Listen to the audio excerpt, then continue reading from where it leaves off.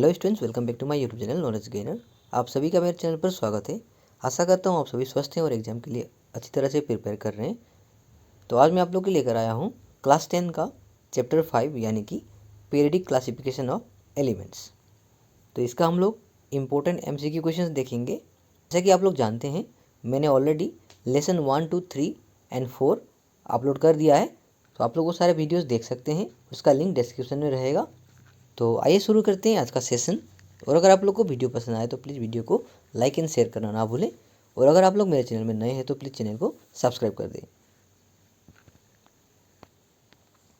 हमारा पहला क्वेश्चन है question number 1। How many elements are known till date. आपके ऑप्शंस हैं A 140, B 125, C 120 या D 118। तो इस क्वेश्चन का करेक्ट आंसर होगा आपका ऑप्शन डी यानी कि 118। याद रखिएगा। क्वेश्चन नंबर 2 में है आपका how many groups are there in the modern periodic table. आपके ऑप्शंस हैं A 20 group, B 18 group, C 16 group या D 15 ग्रुप। तो इस क्वेश्चन का करेक्ट आंसर होगा आपका ऑप्शन बी यानी कि 18 ग्रुप। याद रखिएगा। और अगर पीरियड का बात करें तो हम लोग तो मॉडर्न पीरियडिक टेबल में टोटल 7 पीरियड हैं। याद रखिएगा। क्वेश्चन नंबर 3 में है आपका the valency of neon is. आपके ऑप्शंस हैं A 0, B 2, C 4 या D 8। तो इस क्वेश्चन का करेक्ट आंसर होगा आपका ऑप्शन ए यानी कि 0। जी हाँ दोस्तों, क्योंकि आप लोग जानते होंगे नियॉन जो कि एक नोबल गैस है, इसीलिए इसका जो वैलेंसी है वो है 0 है। तो आई होप आप लोग को ये चीज़ याद रहेगा। क्वेश्चन नंबर 4 में है आपका the atomic number of cobalt is. आपके ऑप्शंस हैं A 30, B 28, C 27 या D 25। तो अगर आप लोग इस क्वेश्चन का आंसर जानते हैं तो आप लोग प्लीज़ कमेंट सेक्शन में ज़रूर बताएं। तो इस क्वेश्चन का करेक्ट आंसर होगा आपका ऑप्शन सी यानी कि 27। याद रखिएगा। क्वेश्चन नंबर 5 में है आपका which of the following has an electronic configuration of 284। आपके ऑप्शंस हैं A sodium, B oxygen, C silicon या D कार्बन। तो इस क्वेश्चन का करेक्ट आंसर होगा आपका ऑप्शन सी यानी कि सिलिकॉन। याद रखिएगा, क्योंकि जैसे कि आप लोग जानते हैं सोडियम का जो एटॉमिक नंबर है वो है 11। तो इसका कॉन्फ़िगरेशन हो जाएगा आपका 2,8,1। उसी प्रकार अगर ऑक्सीजन का हम लोग देखें तो इसका जो एटॉमिक नंबर होता है वो है 8 यानी कि 2,6 हो जाएगा इसका कॉन्फ़िगरेशन। देन आपका जो कार्बन है इसका एटॉमिक नंबर हो जाएगा आपका 6 यानी कि इसका कॉन्फ़िगरेशन होगा आपका 2,4। देखिएगा। क्वेश्चन नंबर 6 में है आपका the element with the largest atomic size in the second period is. आपके ऑप्शन हैं A lithium, B nitrogen, C neon या D फ्लोरीन। तो इस क्वेश्चन का करेक्ट आंसर होगा आपका ऑप्शन ए यानी कि लिथियम। याद रखिएगा। क्वेश्चन नंबर 7 में है आपका the most basic oxide is. A MgO, B CaO, C SO2 या D Na2O। तो इस क्वेश्चन का करेक्ट आंसर होगा आपका ऑप्शन डी यानी कि Na2O। याद रखिएगा।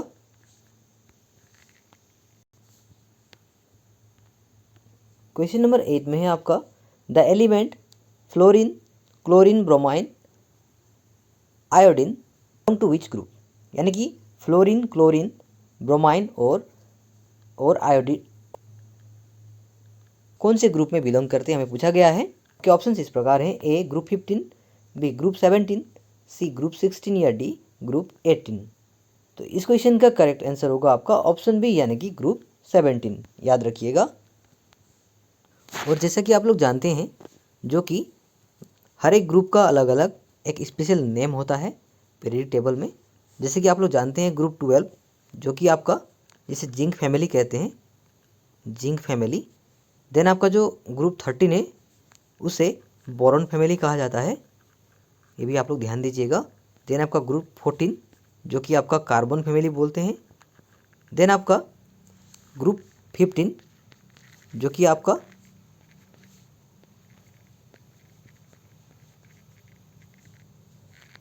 निक्टोजेंस कहा जाता है।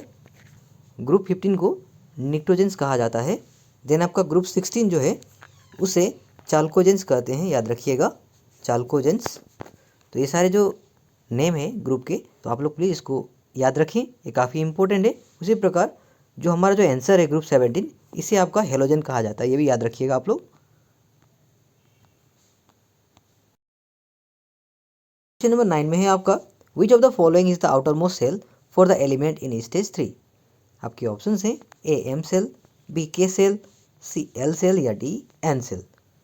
तो अगर आप लोग इस क्वेश्चन का आंसर जानते हैं तो आप लोग प्लीज़ इसका आंसर कमेंट सेक्शन में जरूर बताएं। मैं ये आप लोग, तो ये क्वेश्चन मैं आप लोग के लिए छोड़ रहा हूँ, प्लीज़ इसका आंसर आप लोग कमेंट सेक्शन में जरूर बताएं। आगे बढ़ते हैं अगले क्वेश्चन की ओर।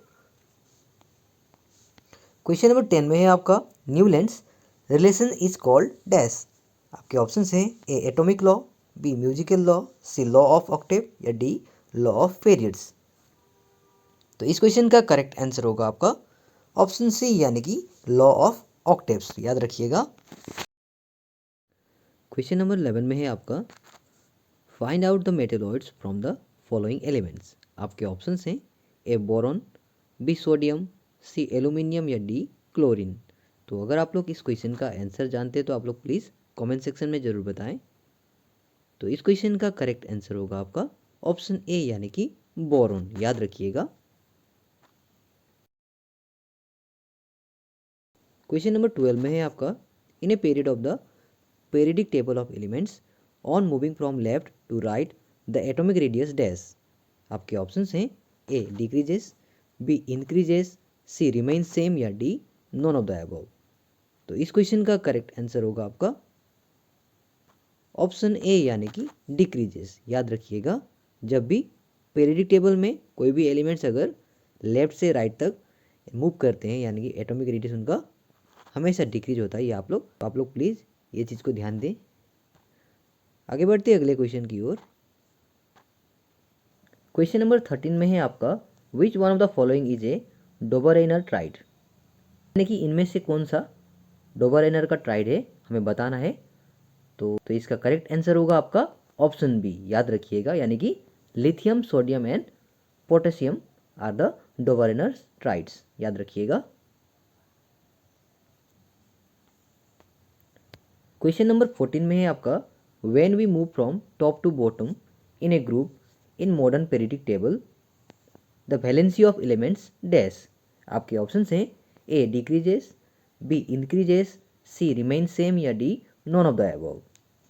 तो अगर आप लोग इस क्वेश्चन का आंसर जानते हैं तो आप लोग प्लीज़ कमेंट सेक्शन में ज़रूर बताएं। तो इस क्वेश्चन का करेक्ट आंसर होगा आपका ऑप्शन सी यानी कि रिमेन सेम, याद रखिएगा। आगे बढ़ते क्वेश्चन नंबर 15 की ओर। क्वेश्चन नंबर 15 में है आपका the formula of the oxide of the element के मतलब potassium using Mendeleev's periodic table is. आपके ऑप्शंस हैं A KO2, B K2O, C K2O2 या डी KO। तो इनमें से कौन सा करेक्ट आंसर होगा आप लोग को बताना है। तो इस क्वेश्चन का करेक्ट आंसर होगा आपका ऑप्शन बी यानी कि K2O यानी कि पोटेशियम ऑक्साइड, याद रखिएगा।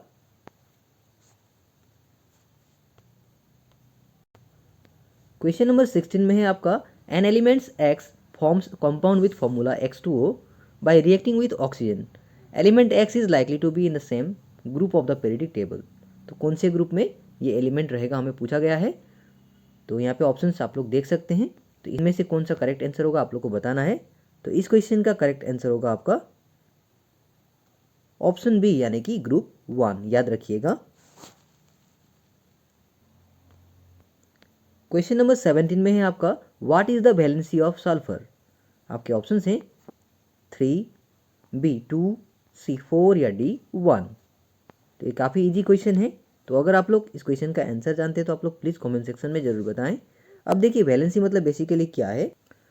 तो अगर हम लोग सल्फर का एटॉमिक नंबर देखें तो इसका एटॉमिक नंबर होता है आपका 16।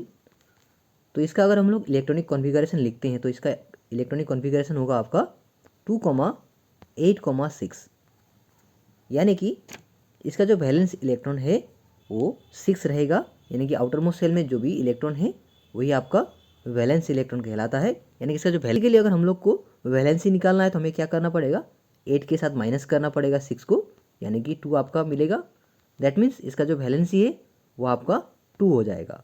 मैं फिर से रिपीट कर रहा हूँ, देखिए सल्फर का एटॉमिक नंबर है आपका 16, तो इसका हम लोग इलेक्ट्रॉनिक कॉन्फ़िगरेशन लिखेंगे 2,8,6। तो इसका जो आउटर मोस्ट सेल में 6 है वो आपका वैलेंसी, उसके साथ हम लोग 8 के साथ माइनस करेंगे, क्योंकि ये जो वैलेंस इलेक्ट्रॉन होते हैं वो हमेशा 8 के साथ माइनस किया जाता है। तो 8 - 6 यानी कि 2, तो आपका वैलेंसी हो जाएगा आपका 2, याद रखिएगा। तो इसलिए इस क्वेश्चन का करेक्ट आंसर होगा आपका ऑप्शन बी यानी कि 2। क्वेश्चन नंबर 18 में है आपका what is the electronic configuration of fluorine, यानी कि यहाँ पे हमें फ्लोरीन का इलेक्ट्रॉनिक कॉन्फ़िगरेशन पूछा गया है। तो देखिए जो फ्लोरीन होता है, फ्लोरीन का अगर एटॉमिक नंबर हम देखें तो 9 होगा, इसका एटॉमिक नंबर 9 होगा। तो अगर हम लोग 9 को डिस्ट्रीब्यूशन करते हैं, अगर हम लोग इसका इलेक्ट्रॉनिक कॉन्फ़िगरेशन लिखते हैं तो हम इसको लिख सकते हैं 2,7। तो हमारा ये ऑप्शन कहाँ पर है, ए में है, इसीलिए ए इसका करेक्ट आंसर होगा।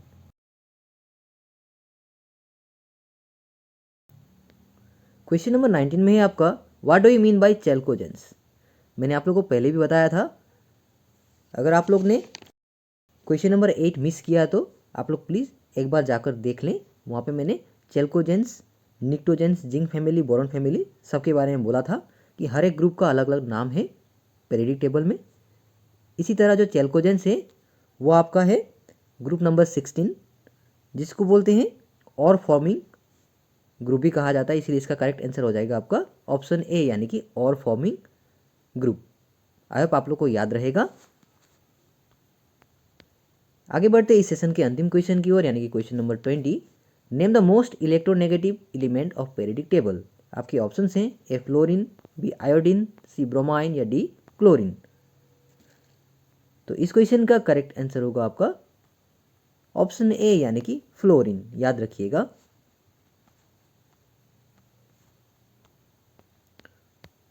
तो ये तो था आपका कुछ इंपॉर्टेंट क्वेश्चन जो कि आपके लिए अपकमिंग HLC एग्जाम के लिए काफ़ी इंपॉर्टेंट हो सकता है। आई होप आप लोग को वीडियो पसंद आया होगा। तो अगर आप लोग को वीडियो पसंद आया हो तो प्लीज़ वीडियो को लाइक शेयर करें, और अगर आप लोग ने अभी तक मेरे चैनल को सब्सक्राइब नहीं किया तो प्लीज़ चैनल को सब्सक्राइब कर दें, ताकि इस तरह के नॉलेजेबल वीडियोज़ अपकमिंग फ्यूचर में भी आपको मिलता रहे। तो आइए देखते हैं इस लेसन के कुछ इंपॉर्टेंट नोट्स जो कि आप लोग को देखने चाहिए। तो ये सारे नोट्स तो आप लोग देख कर जाएँ एग्जाम में, जैसे कि 17 जो ग्रुप है उसका स्पेशल नेम क्या है, हेलोजन है, याद रखिएगा। देन आपका atomic mass is equal to the sum of, यानी कि जो एटॉमिक मास होता है वो किसका इक्वल होता है, प्रोटॉन और न्यूट्रॉन का जो सम होता है उसको बोलते हैं एटॉमिक मास, याद रखिएगा। उसके बाद अगला पॉइंट है आपका ionization energy is measured in kg/mol, याद रखिएगा। अगला पॉइंट है आपका the law of octave is given by, यानी कि जो लॉ ऑफ ऑक्टेव है वो किसने दिया है, हमें पूछा गया है। तो इसका आंसर होगा न्यूलैंड्स, इसीलिए इस लॉ को न्यूलैंड्स लॉ ऑफ ऑक्टेव भी कहा जाता है, याद रखिएगा। अगला पॉइंट है the modern periodic table is given bye, तो इसका आंसर होगा मेंडेलीव, याद रखिएगा। उसके बाद आप लोग को जो पीरियोडिक टेबल है वो देखना बेहद ही जरूरी है, क्योंकि इससे बहुत सारे क्वेश्चंस आ सकते हैं, जैसे कि कितने एलिमेंट है, ये हम लोगों ने पहले ही कवर कर लिया, पहले क्वेश्चन में ही हम लोग देख लिया था कि 118 एलिमेंट्स अभी तक मतलब मिले हैं, डिस्कवर हुए हैं।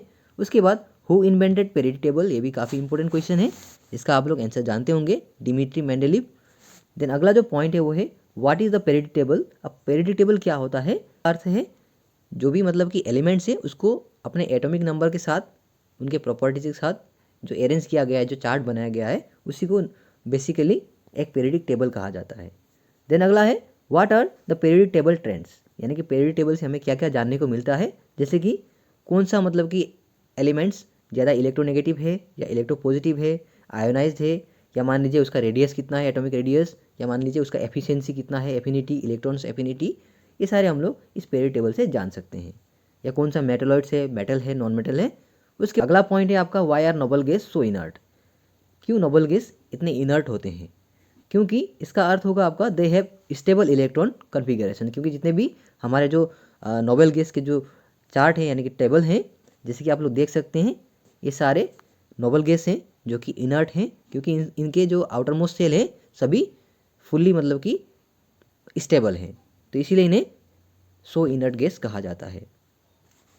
तो ये जो पीरियोडिक टेबल है इसे याद करने का भी तरीका है, जैसे कि आप लोग अगर ये जो पहला जो टेबल है, जैसे कि हेलिना का रिबन किसने फाड़ा, भीम का सर 12। तो इस तरह आप लोग एक ट्रिक्स लगाकर पढ़ सकते हैं, जो कि हमारे टाइम में हम लोग इसी तरह से पढ़ते थे और लर्न करते थे। तो आप लोग अगर आपके पास अलग ट्रिक है, अगर आप लोग अलग तरीके से ये चार्ट को याद कर रहे हैं, तो आप लोग प्लीज़ कमेंट सेक्शन में बताएं आप लोग कौन से मतलब कि तरीके से ये सब याद कर रहे हैं। तो आई होप आप लोग को ये सारे पीरियड टेबल की कुछ मैंने जो इंपॉर्टेंट बातें कहा आप लोग को याद रहेगा। So thank you so much, आज के लिए इतना ही, मिलते हैं अगले वीडियो में। तब तक के लिए पढ़ते रहिए, सीखते रहिए, और अगर आप लोग ने अभी तक मेरे चैनल को सब्सक्राइब नहीं किया तो प्लीज़ कर दीजिए, ताकि देखिए मैं आप लोग के लिए इतना मेहनत कर रहा हूँ। तो आप लोग का सपोर्ट प्यार मेरे लिए बहुत ही एक मतलब मायने रखता है, आप लोग का प्यार सपोर्ट मेरे लिए स्ट्रेंथ है। तो आई होप आप लोग मुझे सपोर्ट करेंगे और इसी तरह का प्यार सपोर्ट देते रहेंगे। तो मिलते हैं अगले वीडियो में, तब तक के लिए once again thank you so much and all the best for your upcoming exams.